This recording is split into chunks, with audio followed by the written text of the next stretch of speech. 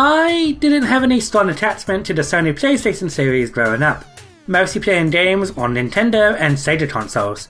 I did have some experience with the PlayStation whenever I visited my grandparents, playing the likes of Crash Team Racing, Rayman, and some James Bond titles, and my siblings did have a PS2, but it was mostly for wrestling games and licensed slop.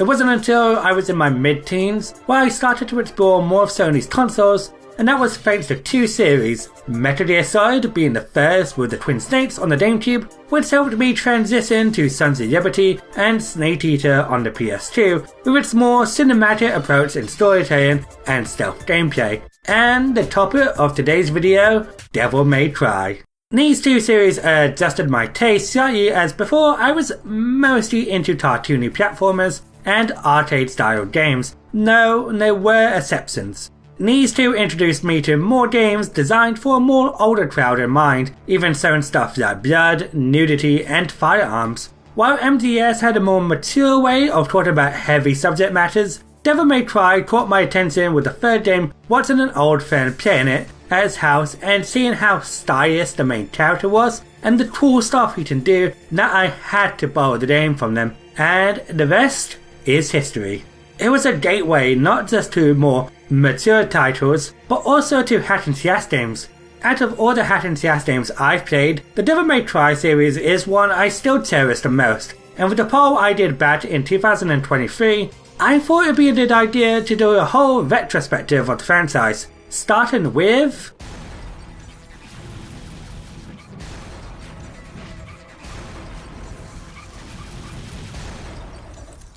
Let's rock, baby.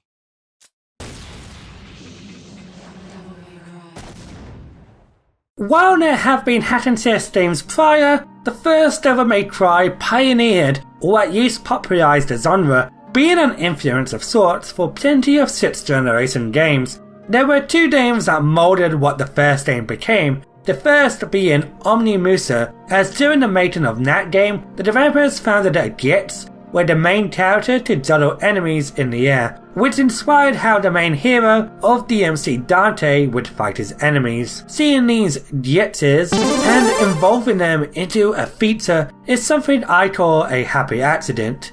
The other one is Resident Evil, Capcom's biggest money bag, with many people who worked on the original titles, such as Shinji Mikami and Hideki Kamiya, were involved with the making of Devil May Cry. In fact, DMC was originally meant to be a step forward in the Resident Evil franchise for the new, at the time, PlayStation 2. Before the crazy antics during the mid-2000s, RV was about fear, making players feel uneasy playing as vulnerable humans up against terrifying zombies with only a limited supply of tools at their disposal, making them wonder when is the best time to kill, heal, or even save. Kamiya, with Mikami's approval, wanted the player to feel cool, swapping out a regular but trained person into a superhuman created in a biolab, but the team later felt that the game was straying too far off of what a Resident Evil game was meant to be, and was decided to become an original IP, giving the team more freedom of what they can do. It was probably the better choice not having the RE name here, considering that some fans would have been annoyed if it had the RE brand for being so different to their survival horror titles. The main character Dante was switched from a mutant to a half-human devil hybrid who hunts demons for a living. His style and personality was influenced by Cobra, the star of the manga of the same name, who Kamiya mentions being cool and was full of confidence in the face of danger, putting a little smile on his face, but also knows when to be serious. We see both sides of Dante in the story, being cocky to his foes, while also knowing when to show emotion. Kamiya mentions that the beauty avoids mad or calm characters. The characters have liveliness. Even the vibrant red can be seen in both stars. As Kamiya puts it, the color is showy and cool from all the other colors. When Kamiya asked the character designer Makoto Tsuchibayashi to design the character, one of the recommendations was to give him a stylishy run-yon coat, showing something showy on the character. which is understandable, especially when films like Blade and The Matrix were pretty popular, showing off characters doing wicked gunplay wearing yon coats. I wonder if Blade and Neo were also major inspirations when it came to Dante's design. Kamiya created a blog for the Japanese release of Devil May Cry, talking about some of his inspirations, research for the game, and many fun tidbits, which I used to gather a lot of my information. It's currently on the Wayback machine and I had to use Google Translate, but if you want to check it out for yourself, I put the links in the description below. Before we start with the meat and potatoes of the game, I would love to know if you were a PlayStation 1 or 2 kid, what games did you grow up with that you would recommend today? I feel the shift between the Resident Evil 4 prototype to Devil May Cry was a good change, considering how the gothic and supernatural trend was booming during the 2000s. However, there are some RE elements that could still be found in the first installment, the first of which is being set in one large location, that is Melee Island. The story starts off with the tale of the legendary demon Sparda, who thwarted this powerful demon named Mundus from taking over the human world. We are then cut back to his son Dante, who is greeted by a lady named Triss to ask him to come to Melee Island, as Mundus is planning to make a return to take over the human world. Well, after she stabs our hero and throws a motorcycle at him.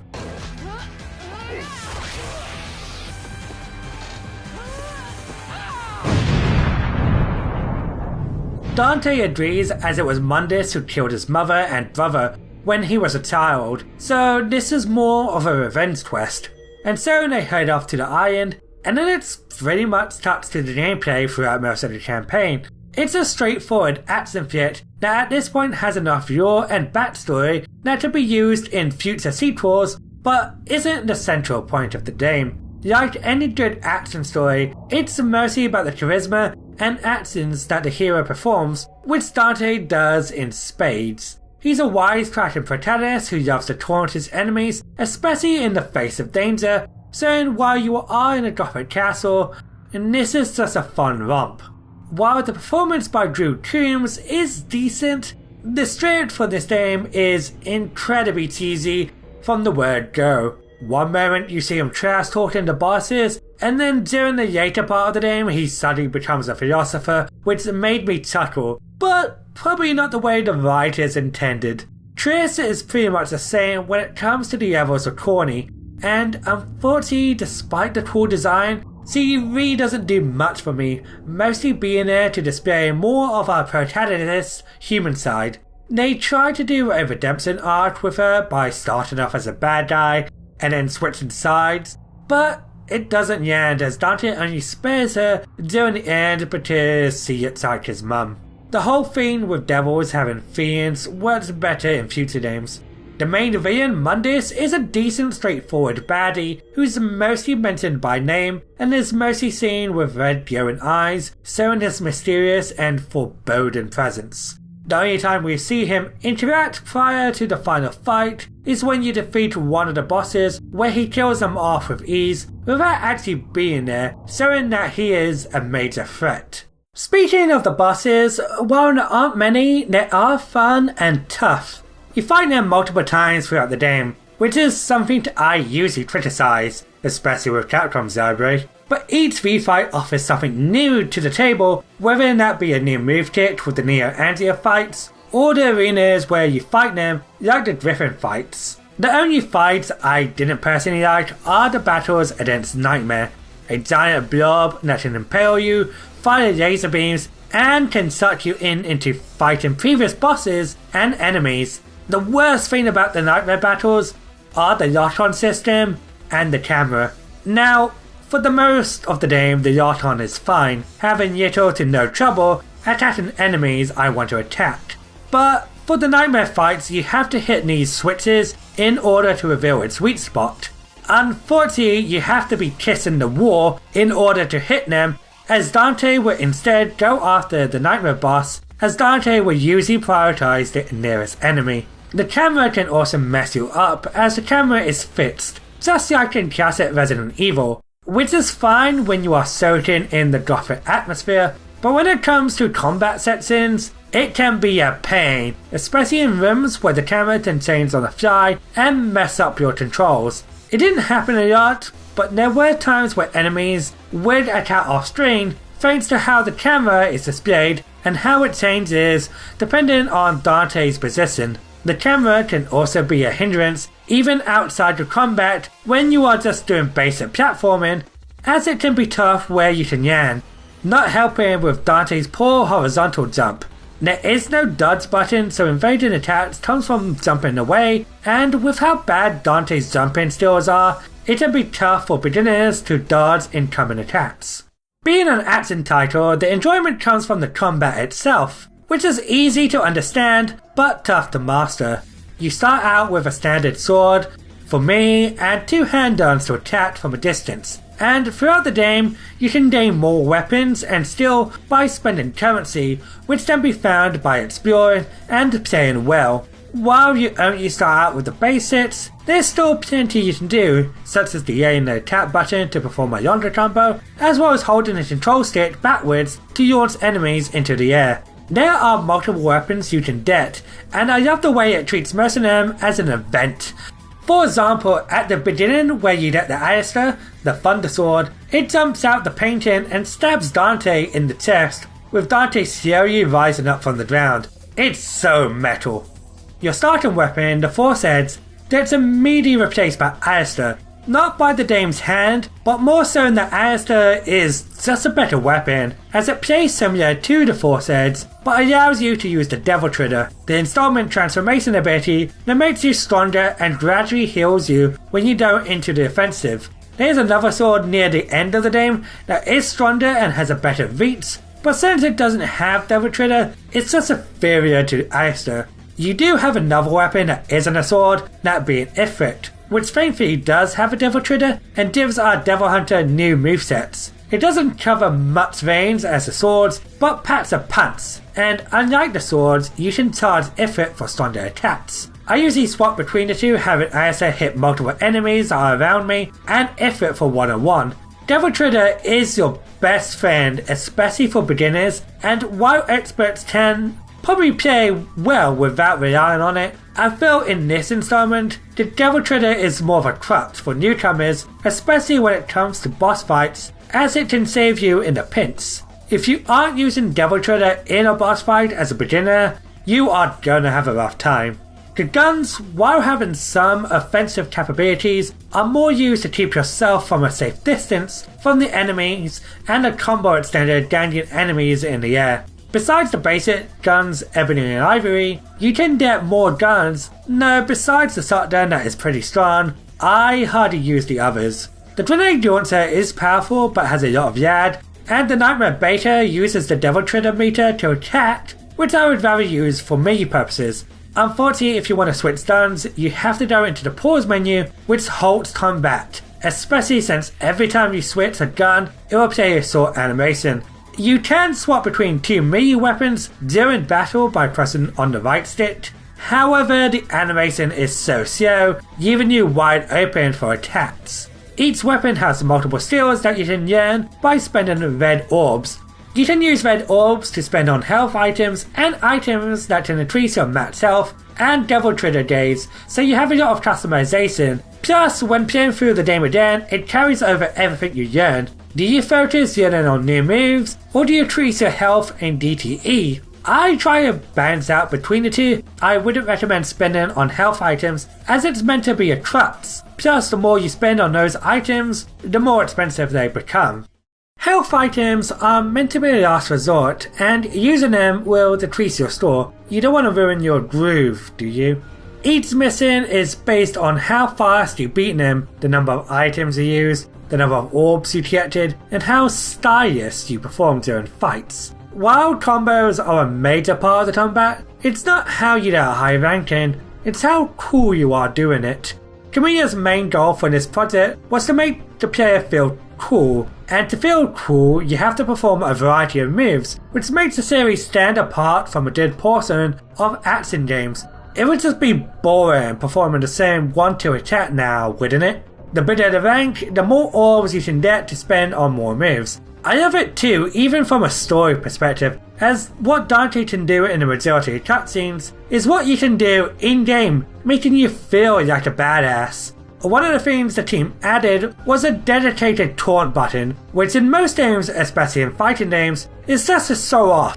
But here it has a proper function, as it aggroes the enemies into attacking you, and it builds up not only your DTE meter, but also stylus points. Well, if you can put it off, as it does leave you wide open, but if you do put it off, it feels so satisfying. It's not only a great risk-reward mechanic, but also gives you a feeling of being a cocky superhero, another thing bringing that story gameplay dynamic. The taunt and devil trigger idea came from one of the employees after Kamiya joined Capcom called Fight Poseman, where a hero stole a parachute that gave him abilities. The selling point was the posing system, which allows the hero to make cool poses for no reason.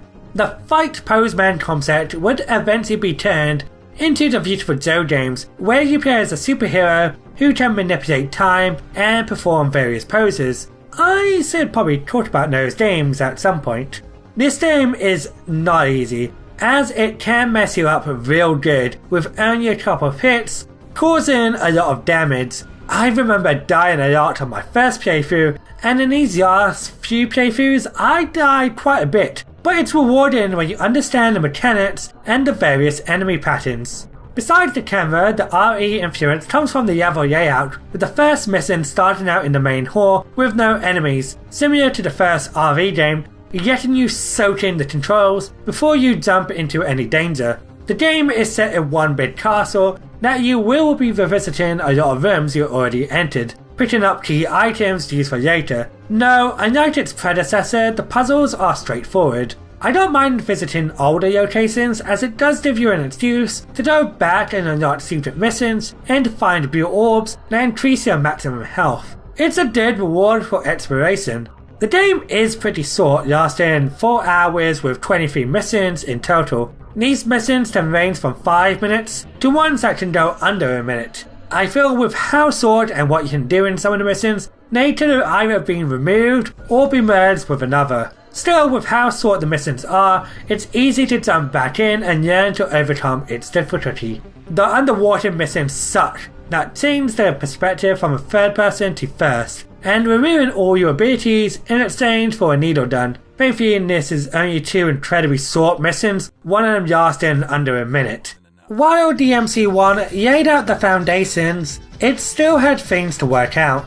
The RE elements make DMC1 its own beast from the rest of the series, especially when it comes to the atmosphere and environment design enhanced by the chilling music that fits well into a horror game, and with the power of the PS2, the environments allowed for nice looking 3D assets instead of pre-rendered backgrounds. I do feel using RE's static camera holds the game back from being a great one. While it's easy to pick up a copy, especially if you get the Tietzen, I wouldn't say it's accessible for newcomers due to its punishing difficulty and archaic design.